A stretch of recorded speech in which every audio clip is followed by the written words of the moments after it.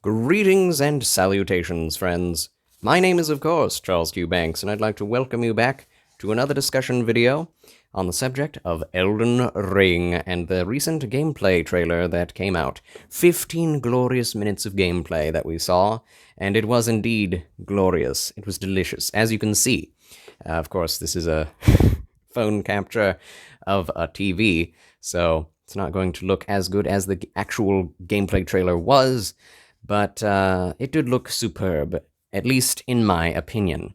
But I did see some things that did give me cause for concern, at least for how much I would enjoy the title, and a lot of people have been very vocal as to their dislike of some of the choices made that we could see in the gameplay trailer.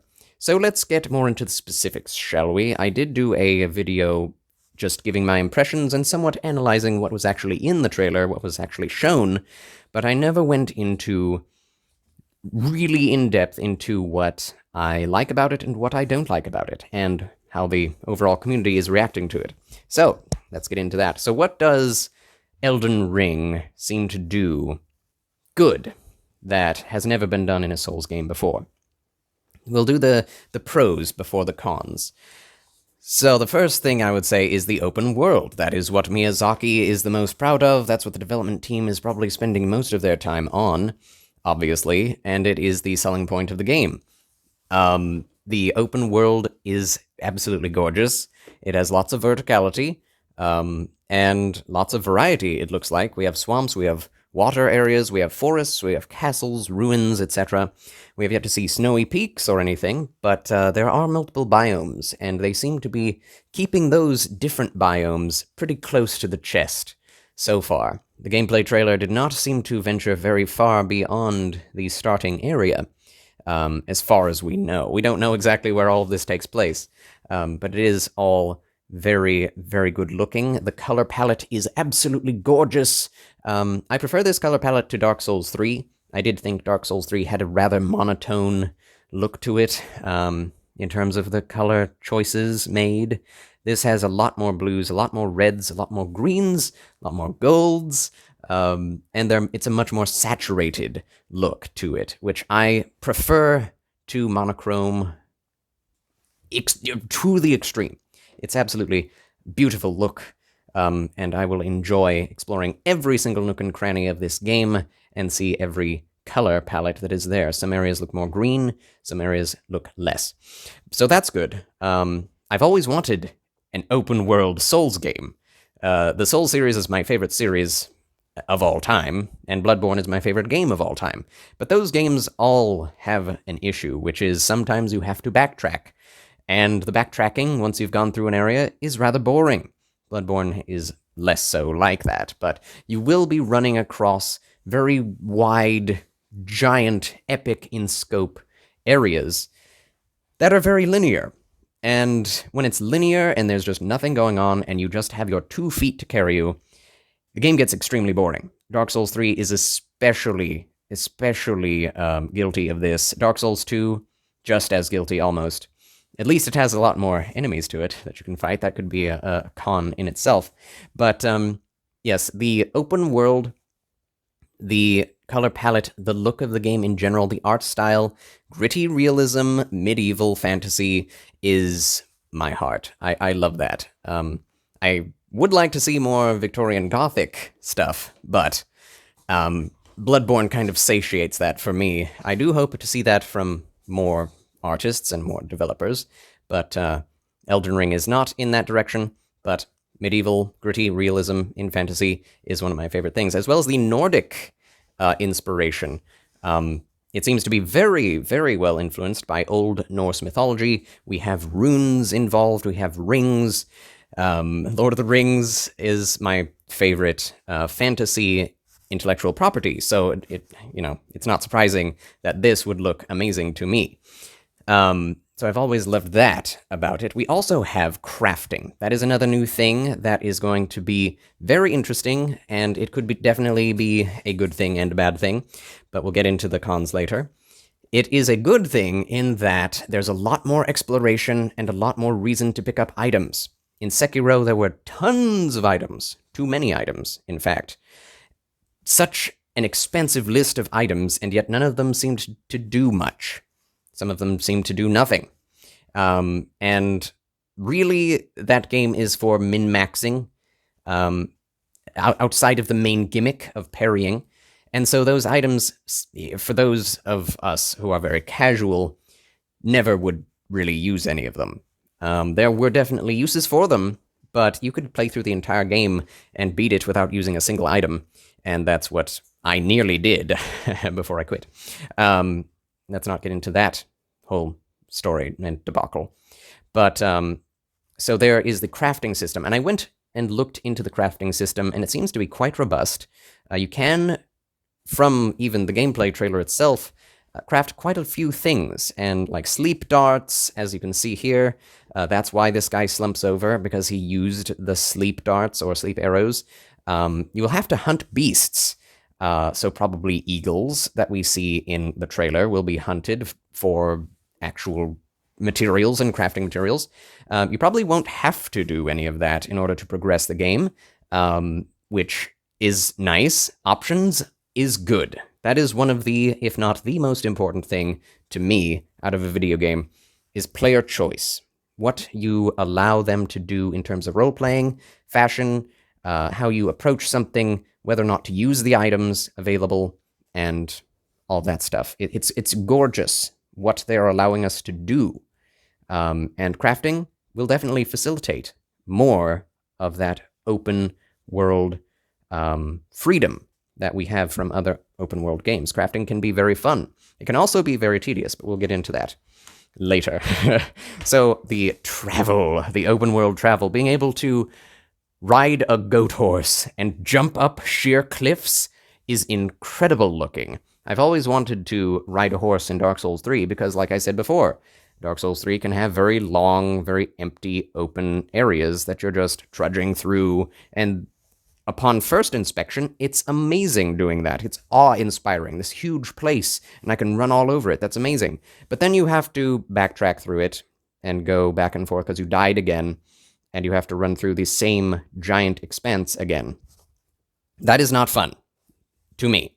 And anything, even good things, get old fast if you have to do them back to back to back. So having a goat horse, I'm just going to keep calling it that, to jump on at any given moment and ride all throughout the game looks so fun, and being able to jump so high means that there is literally no place that is not accessible. Also, you can jump on your own 2 feet, on your own 2 legs, which is amazing as well. There has never been a Souls game that has allowed for jumping in the same way as Sekiro, and now we have it, a Souls successor, I'm going to call it, that allows us to actually jump and has that same core Dark Souls essence. The essential gameplay that makes Dark Souls is its combat. And the combat does look good. The skills look amazing. As you can see here, we are getting an amazing look at the different number of skills. There was a counter there. There's spear skills, magics that you can shoot at the enemy that do seem a bit familiar, but there are a lot of different animations to them now. Added flourishes, lots of particle effects, and I love that. Gobu Masataka Oniwa, in probably by another name, is here doing lots of crazy abilities, and that arcane rainstorm ability looks so good. It seems like a lot of these characters do a lot of red lightning attacks, a lot of the baddies that we meet. And also, that's another thing. Bosses encounters out in the open world that you're not expecting, that don't really have arenas. This guy doesn't seem to have a fighting arena. He just shows up in a forest. At least that's how they, put it in there. That is really cool. And also finding dungeons. Oh my gosh. Chalice dungeons in Dark Souls would be awesome. They don't have them. Bloodborne has Chalice dungeons, and that is like one of my favorite things, if not my favorite thing about Bloodborne, is being able to go and grind out gems in Chalice dungeons and find new enemies to fight and new weapons and new merchants and all of that stuff. It's very fun and very cool. It's kind of bare bones in Bloodborne, so hopefully these dungeons will be a lot more fleshed out. But it's also interesting that the exact same enemy from Dark Souls the classic giant skeleton that pats himself on the head to make sure that his head doesn't fall off as he reassembles himself from death. It's hilarious, and also it is so Souls that it makes people wonder. It makes me wonder if this isn't just the same universe as Souls with a different title to the game. Why would they make it a different title? I don't know, but this is a positive for me because these are optional. You don't have to do them. You find them out in the world, like in Zelda, where you would go out and find a random cave and fight some slimes and get some rupees. That was very fun in those games, and I always wished that Dark Souls had something like that. And Bloodborne, I love it, so I want to see more of it from Elden Ring, and I can't wait to play through them myself. Happening upon things like that is going to be so fun. So fun.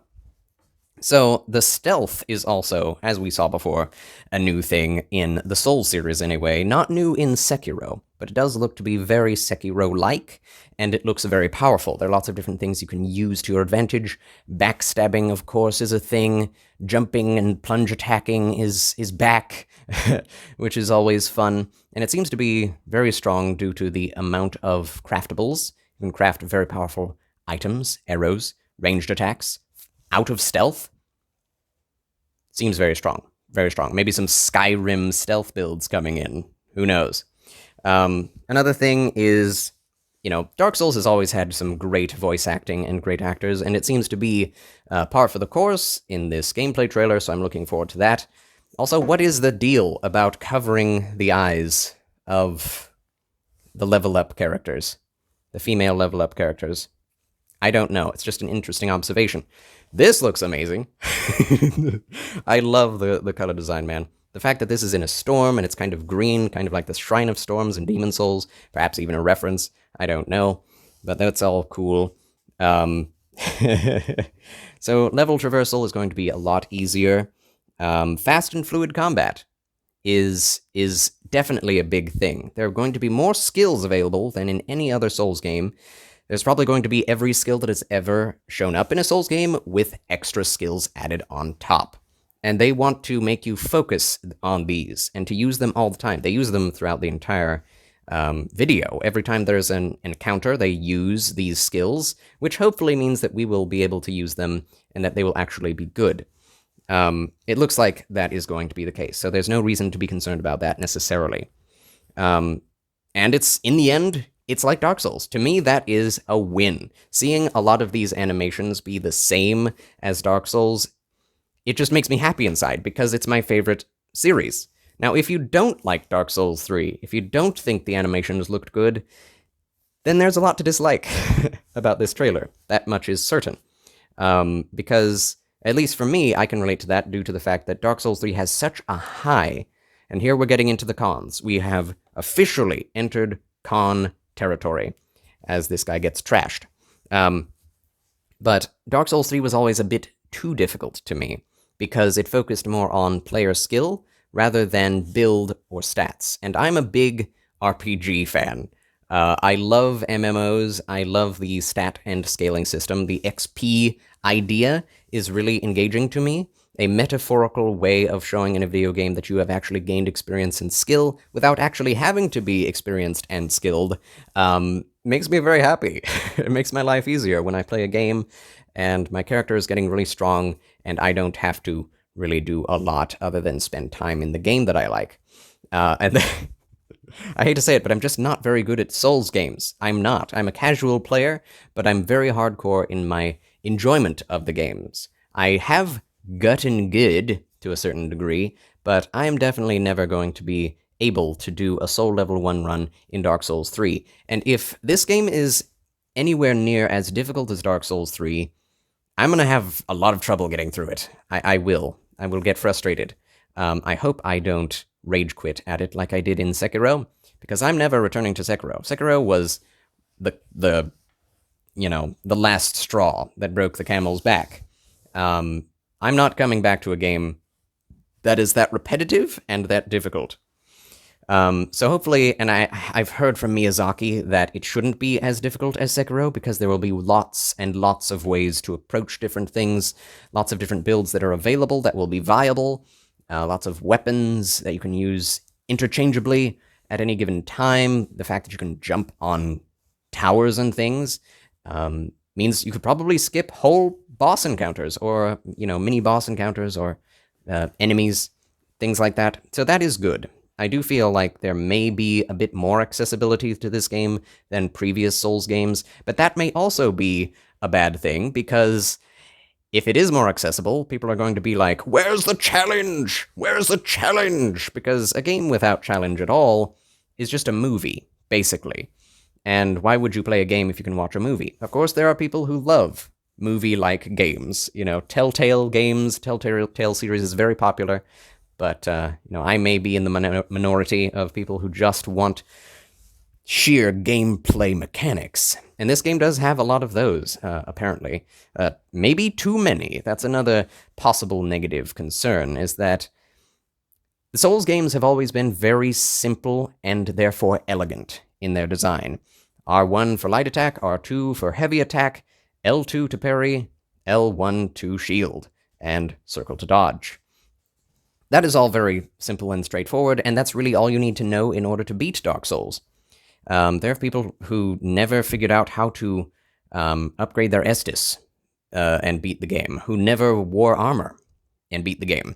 And that's amazing. The fact that that simplicity can be carried out throughout the rest of the game and you not be completely punished for it is great. It does not stop you from progressing just because you don't know some things.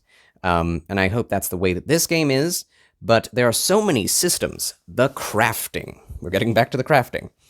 The crafting has already made people concerned because there are people who stay away from games with crafting due to the fact that they either forget that the crafting is there and are punished for it, because the game is hard and crafting is necessary, or they get overwhelmed like I did in Monster Hunter World.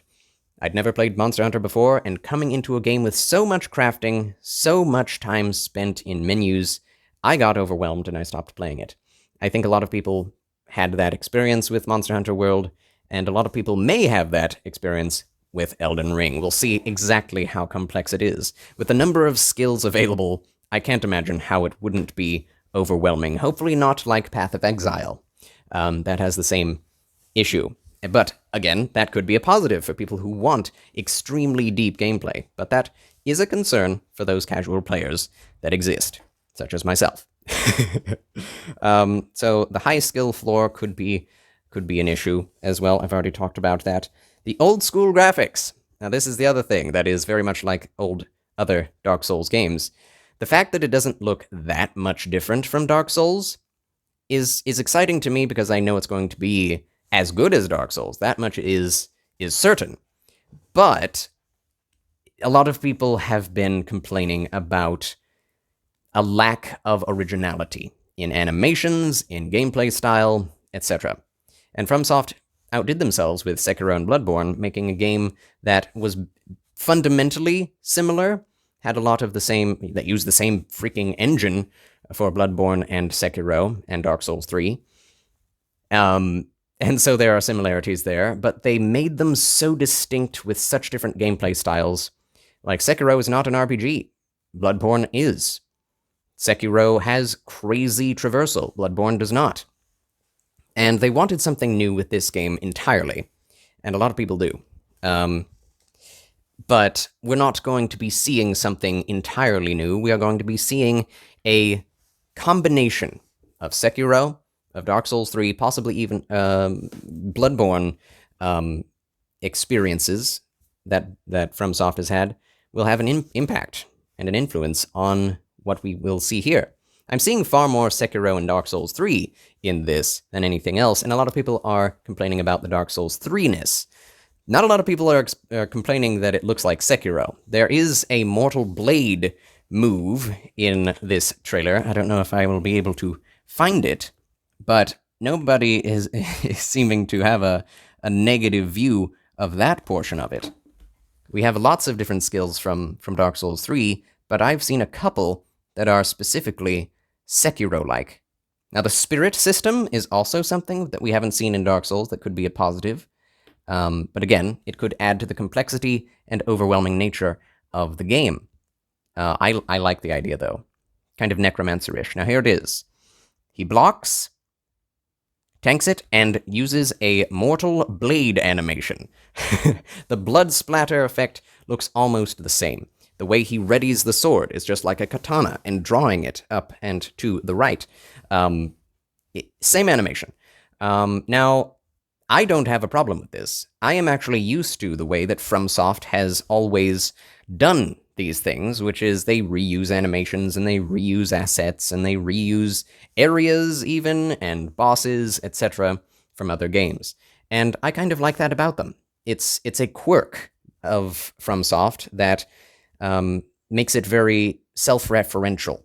And if you don't enjoy that fact, then you just won't probably enjoy playing a lot of the different FromSoft games because you want a new experience, something completely original and creative. And I'm not someone who is looking for something different, personally. I'm not of that demographic, but there will be people who see this and say, this is just another Dark Souls. Why do I need to play this if I've played Dark Souls?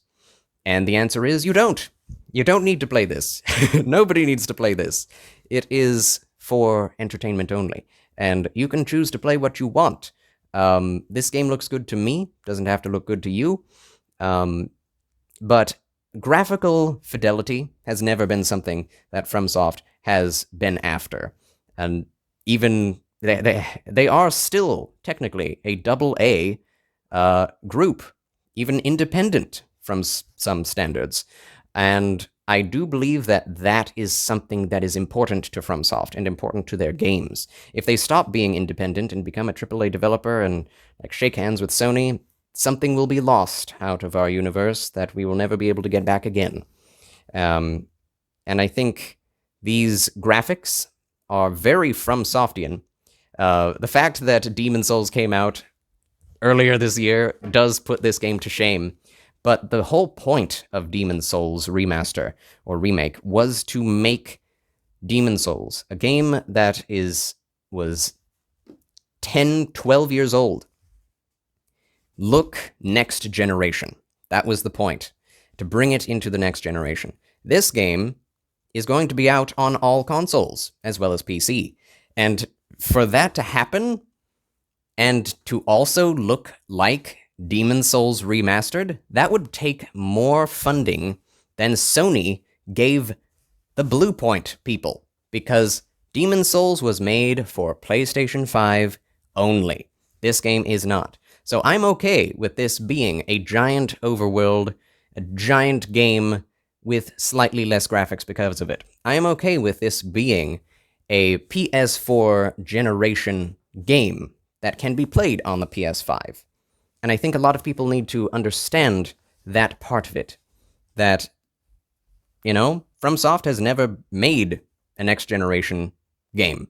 Sekiro is the closest thing to it that looks almost as good as something like Ghost of Tsushima. It is probably the best-looking game when it comes to graphical fidelity and frames per second at the same time. And the thing about Elden Ring, it does have the graphical fidelity of Sekiro, I think. Does it, sport a lot of the same game design aspects? Only stealth, really, but it doesn't need to be as original or, way better than Sekiro in terms of the looks. Although some people will be expecting that. Some people expect every game in a series to look way better than the previous one. I personally don't care. That is just my own feel on the subject. If a game looks terrible but plays great, I will play it and I will love it. But not everyone thinks that way. Some people think that the art should come before the gameplay. I think the gameplay comes before the art. That's just the way that it is. But even so, does not this game look beautiful? I think it does. And the cons do not, for me, outweigh those pros that we are seeing. I've always wanted an open-world game in the Souls series, and now we will have it. We do have, in the form of Ashen, a Souls-like, independent Souls-like, that gave me a bit of excitement for what Elden Ring could be, because Ashen is such a good game, especially for the first playthrough. Doesn't have a lot of replay value, Ashen, but it is extremely enjoyable as a Souls-like that has an open world, with lots of exploration and open-ended, exploration and adventure. And that's what I'm expecting out of this game, but far better. If it's as good or better than Ashen, then I'll be happy. But obviously, it's going to be way better than that. So, I hope this has been an informative, fun discussion. And if you disagree with me or agree with me, please let me know in the comments below. Like, subscribe, and ring that bell of awakening if you haven't already. I'll talk to you soon. Thanks for watching. God bless. And fare thee well. Goodbye. Goodbye. Thank you. Goodbye.